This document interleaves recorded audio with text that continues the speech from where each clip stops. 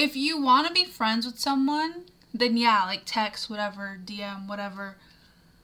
But when it comes to romantic relationships and connections, no one wants to be just a pen pal with someone, which makes sense. And then you just have to accept that if that person doesn't want to like go out of their way to like see you, whatever. You just have to accept that. You have to accept the harsh truth. No woman and girl that I know does not want to feel wanted or cared for. So it makes us feel special when a man is going out of his way to like take you out and then get to know you, ask you questions, wanting to see you not only from the outside but also the inside, so like your heart, want to get to know you. But what you're saying about like her responses, they're dry or whatnot, I mean, that's kind of like, if you yourself are putting an effort into the responses and texting her and giving her calls, maybe she's just not like a texter.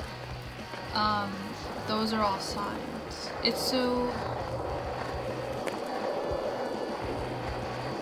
hard though, because we can like someone and you can be extremely patient, but if they don't feel the same way, they don't feel the same way. And I think at the end of the day, it's like there's this selflessness that you have to have in regards to having a connection with someone, where it's like, yes, I might like this person and I want to be with them, and there's nothing more I want than to flourish in this connection.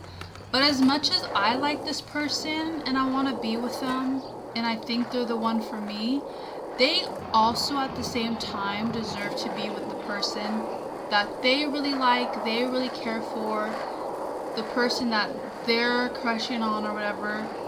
So you just have to like keep that in mind too, that for me it's like, it's a really mature way of thinking. It's like, okay, well, I like this person and I want to be with him, but like if he doesn't feel the same way because he sees someone else in that way, that's okay too. Like, he deserves to be with the person that makes him happy.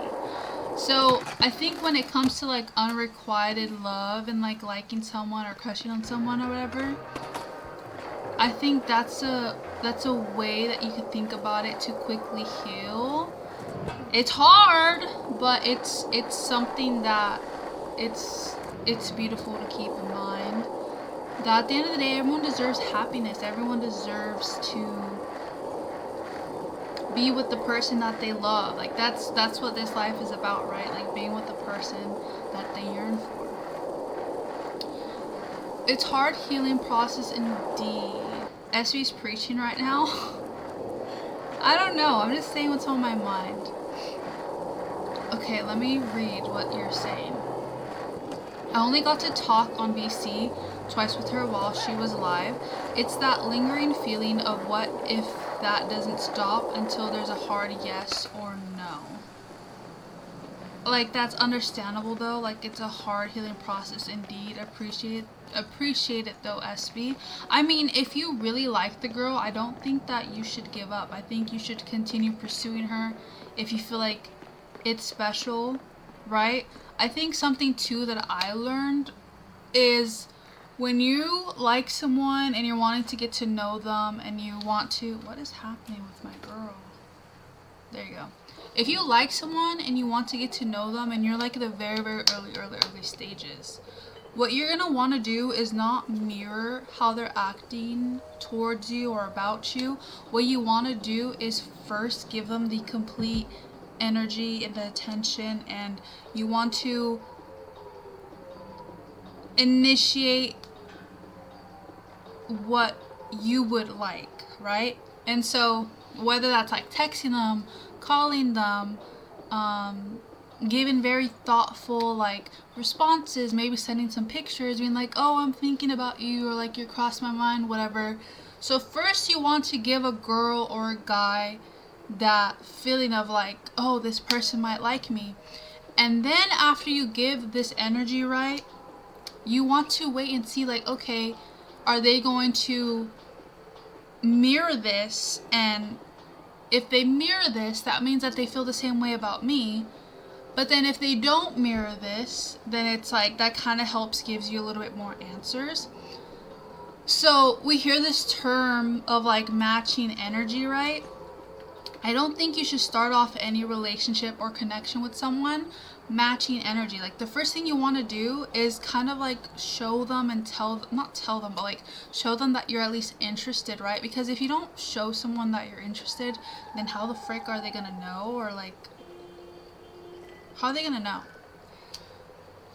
And so then when you notice like, oh my gosh, like they're also calling me, they're also sending me back these texts, they're asking me questions about myself, like, you know, they're sending me pictures, or maybe they're texting me randomly being like, oh, like you crossed my mind, or they're out somewhere and they take a photo and they're like, oh, like this made me think about you, and just like they start treating you the same way that you treat them. That's when you kind of know like, oh my gosh, like this could be something special, you know?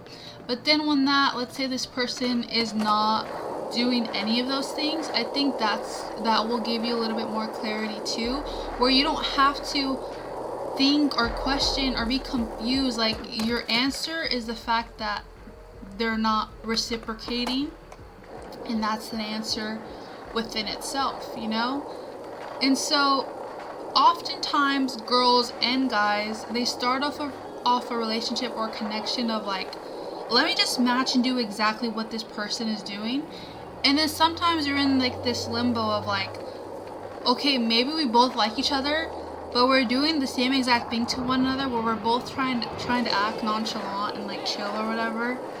But then it's like you're kind of blocking, the both of you are actively blocking this potential connection that can flourish.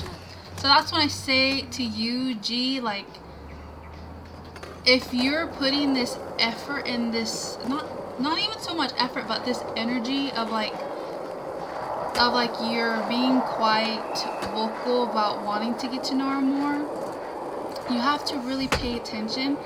Okay, is this girl or is this woman like mirroring that, right?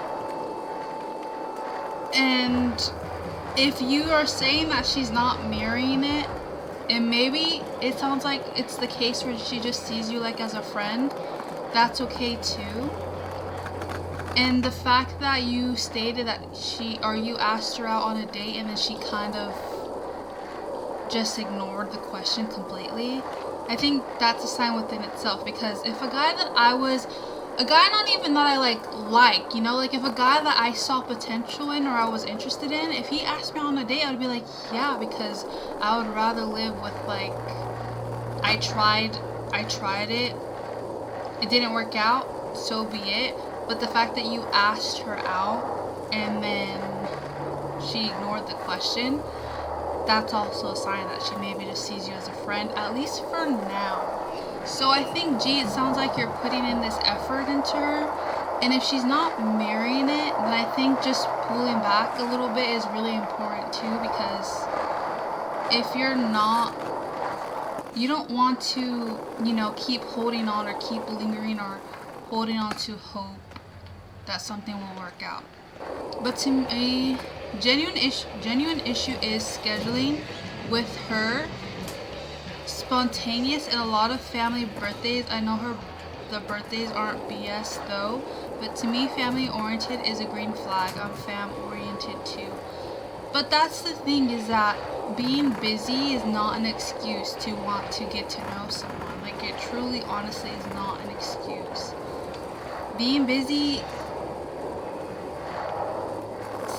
telling someone that you're busy, you can make the time. I mean, actually, like, when I was I did not prioritize dating.